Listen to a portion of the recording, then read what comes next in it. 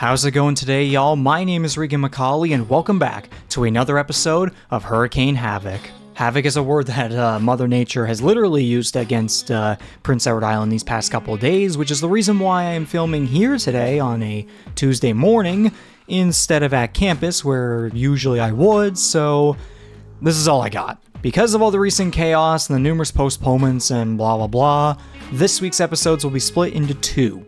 In today's episode, we will cover women's and men's basketball since those two teams were able to play games this past weekend, and we will also preview the upcoming women's hockey games this upcoming weekend. Later this week, we will cover women's and men's volleyball once the rescheduled games on Wednesday are done, and then we will preview their upcoming games. With all that being said, let's jump right into the episode. Firstly, congratulations as usual to the new Holland Hurricanes Athletes of the Week, women's basketball 4th-year forward Alexa Rancourt, and men's basketball 4th-year center D'Angelo Woodside. Rancourt, who is a PEI native, had yet another performance where she led her team to victory. 18 points, 10 rebounds, 5 assists, and 3 steals in a 71-56 win at home against Crandall. Woodside, who is from the Bahamas, contributed to his team's wild 104-101 win at home against Crandall with 19 points, 13 rebounds, and 1 assist. Once again, congratulations to both players. There's also the Women's Hockey Player of the Week, which goes to outgoing veteran goaltender Emma Arsenault, who helped the Canes earn 2 wins against Acadia in Nova Scotia, denying 56 of 57 shots between both games. Secondly, something we haven't done here yet at Hurricane Havoc, but maybe it's something to build upon for the future, welcoming new recruits to our teams for next season. In volleyball, 6-foot outside/middle hitter Jamie Spencer joins the women's team from Fort Frances, Ontario, and 6-foot outside hitter Cole Freeman joins the men's team from Paradise, Newfoundland. In women's rugby, 5'7" inside center/wing Ashley McDougall joins the team from Surrey, Manitoba. In football, the Canes grab 5'9" linebacker Jacob Legere from Dieppe, New Brunswick, and 6'1" linebacker Damien Llewellyn from Cambridge, Nova Scotia. As more and more recruits are announced, we will talk about them here on the Hurricane Havoc show, and we can't wait to welcome them to our teams for next season. Now it's time for team coverage, beginning with the women's basketball team, which kept the Crandall University Chargers winless with a 71-56 win at the McMillan Centre last Friday, February 2nd. Holland started the game strong with a 12-3 lead. Crandall made a push to close the gap by 5 points, but from there, the Canes maintained a decent but not far lead for the rest of the game. Alexa Rancourt did her usual thing, which is why she was named Female Athlete of the Week. Molly Steadman and Danielle McKinnon contributed nicely with a combined 24 points, 8 rebounds, and 3 assists. The Canes improved to 8-7 now with 4 wins in the last 5 games and are closing in on 3rd place in the conference, now 3 points back. The charge for the bottom of the podium could be interrupted this weekend, however, as the first place Mount St. Vincent University Mystics come to Charlottetown on Saturday, February 10th for what could be a very exciting match at the McMillan Centre. Mount St. Vincent has 11 wins after 12 games, with one coming against Holland back in November in a game in Halifax, Nova Scotia. Can the underdogs prevail? Come on out and help cheer them on at 2 p.m. at the McMillan Centre on Saturday. Now we transition to men's basketball, where this team also continues a hot streak now with 5 wins in the last 6 games, thanks to a win against Crandall right after the women's game on Friday. It's always an emotional battle when the men's Canes and Chargers face each other, and that's exactly what the McMillan Centre crowd got on that Friday night.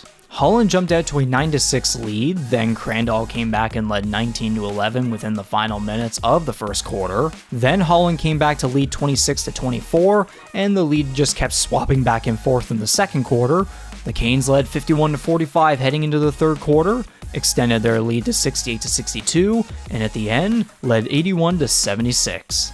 As the third and fourth quarters went on, it seemed like Holland was going to be able to hang on, but no, the basketball gods, at least at first, got bored and wanted to make things fall completely out of control.